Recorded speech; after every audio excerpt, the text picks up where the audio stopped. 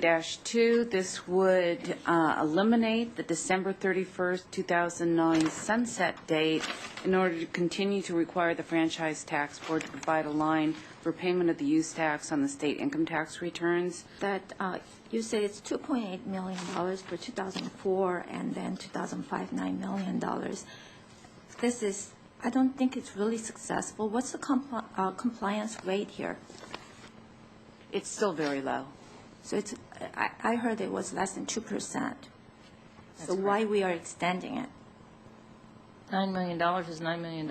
It's doubled every year since it's been on the return, I think, practically.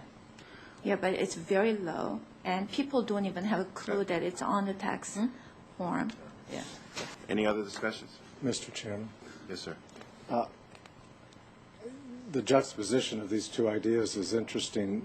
I suggested in 2003 that we do a threshold that triggers the reporting requirement on the income tax form, that if you make a major purchase that you don't have to register as a vehicle, but it's equivalent to buying a vehicle dollar-wise, that you trigger the obligation and that you pay it on your income tax return.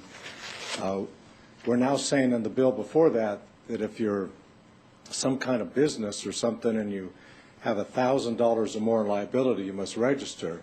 But if less than $1,000 liability, you still owe the tax, but you don't have to register. We also collect information at customs. If you're a wealthy traveler and you go overseas and you buy more than $800 worth of goods, you must declare that at customs. We get a copy, we charge you the tax, but if you buy $7.99, we don't even know about it, we never know. For the $47 that the average household holds, we're putting an obligation on their income tax return that we're not doing to some of these others in the same way. I think we ought to acknowledge the difficulty to collect use tax. We ought to put that into the law in the same way we've practically done with customs and with a bill before us and the item before, and say if your use tax obligations are yet less than, and we put it right on the income tax return, don't fill out this line. Unless you have receipts or documentation or something, because what you're doing is for that $47 average obligation that's theoretically out there per household, you're making them go through every receipt of every purchase they made in the prior calendar year and determine whether or not they paid a California sales tax, and if so, not included. If not, then included.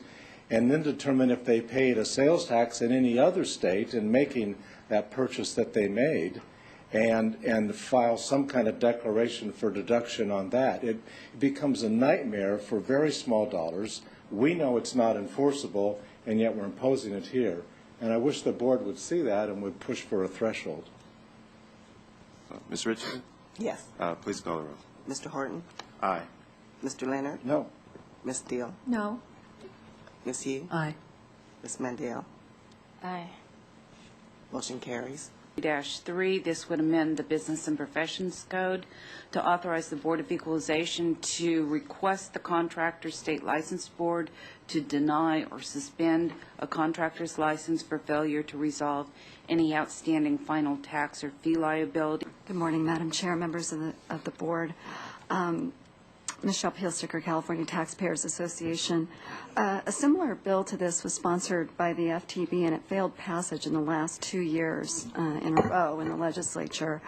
One significant concern is that if a contractor is to lose his license due to non-payment of tax, his or her license, I should say, all of his or her employees are also disadvantaged and could lose their jobs. Revocation of a license, in essence, sets off a chain reaction. We find it counterintuitive to remove someone's ability to make a living, to force payment of a financial obligation such as a tax debt, and for these reasons we're opposed to this legislative proposal. Mr. Chairman, why don't we just take these people and throw them in the poorhouse? This is the dumbest idea I've ever heard. We've taken away their ability to earn the money to pay the tax they owe us. I mean, we know their assets are limited or they wouldn't have the tax liability. We know they're under fire in some ways, and now we're going to say, you can't work. And Ms. Pilsticker points out your employees can't work. So we're making them illegal contractors, which is another series of crimes, with no ability to earn a living to pay us. This is one of the dumber ideas I've heard. I have a question. Count me as a no. Thank you.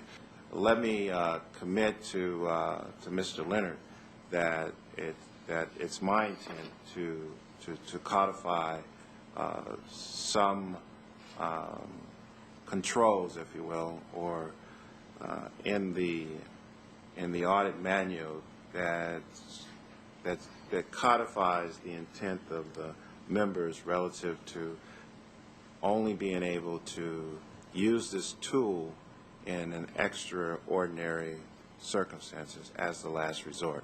Even in conformity bills, I've seen the legislature say enough is enough. So there may be members that we may have to have that discussion with. It is the intent of the organization to codify this in our own way, in our own process. Unless there's other discussions on that, Leonard? But don't try to please me. No, I mean, I understand I appreciate what you're saying, and I appreciate the commitment of staff, and I understand that clearly this would be a last resort. Nevertheless, I would still oppose it. It's bad policy. Mom always said because other kids are doing it doesn't make it right, and the idea we're just conforming, it strikes me as the weakest argument of all. And I think you made the point, Mr. Horton, if the legislature had full attention to some of these ideas, I think they'd ask a lot of questions like, does it work? Has FTB or EDD actually collected more money because of these new powers? And of the $68 million, how much of that would we collect with this new power? I doubt if it's $1 more. We can already garnish and attach their assets, their bank accounts. We can already step in as a keeper warrant on their cash register. We can do lots of things to these businesses today that are extraordinary, that I assume that we are doing when necessary. So this $68 million is calculated, I believe, is probably out of reach. There may be nothing there to get. If they're clearly hiding assets on that, we already have extraordinary powers, short of license suspension, to go after tax evaders, and we do use those when necessary. So if I were a legislator, I'd start asking those questions of does these great powers to actually suspend someone's ability to do business in California actually work? And I think the answer is no. please call the roll. Mr. Horton? Aye. Mr. Leonard? Nope. Ms. Deal? No. Ms. Yee? Aye. Ms. Mandel?